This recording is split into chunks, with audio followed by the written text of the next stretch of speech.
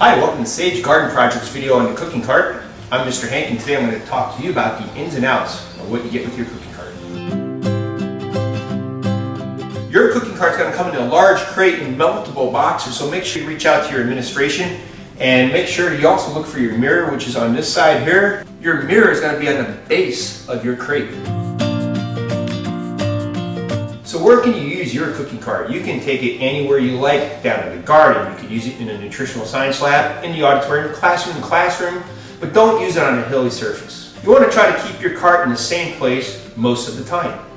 If you want to turn your cart into a full nutritional science lab, like I've done, you can do some grant writing, fundraising, and you can build your own nutritional science lab with either sinks, refrigeration, stoves, dishes, racks, and lots of other things, tables. But it all starts right here with this nutrition cart. Let's take a look at some of our favorite tools in a nutrition cart. Let's start off with the grater, which is always fun but sometimes dangerous for kids. You want to make sure you're paying a little extra attention to the kids using it.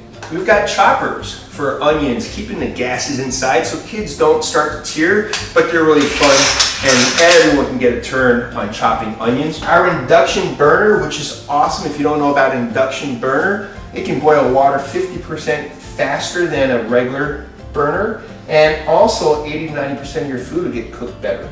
Next, let's look at the oven.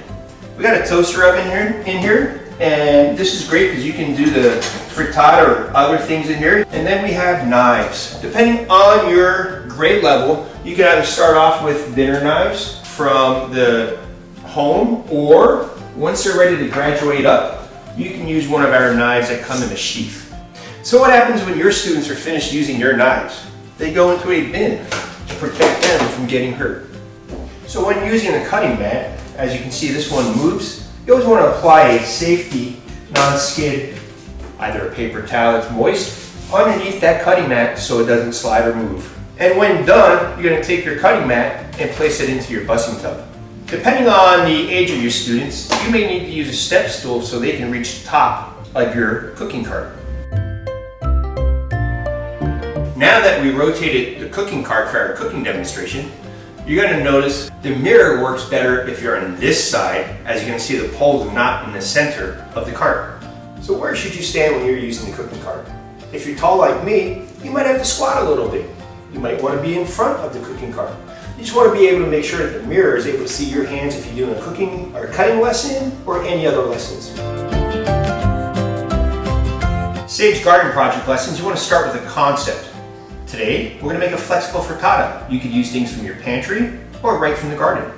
So typically, we would be showing the students how to prepare each ingredient, but for today, we're going to pretend that the students actually cut all the ingredients and brought them up to us.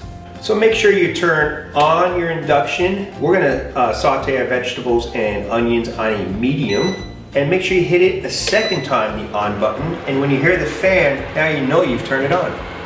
Let's get cooking. 2 tablespoons of extra virgin olive oil, EVOO, into our induction pan, and follow that up with our shallots. You hear that sizzle? Now we're going to add our vegetables that we coarsely chopped, starting off with the zucchini, followed by the peppers, and our corn. We're going to let that saute and cook up for about 5 minutes. I'm going to add our cilantro,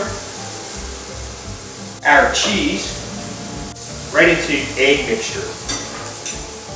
And we can season our vegetables with some salt and pepper. So make sure you're cleaning as you go as we're getting ready to get our toaster oven set up. Put a non-stick spray onto our pan and evenly spread out our vegetables.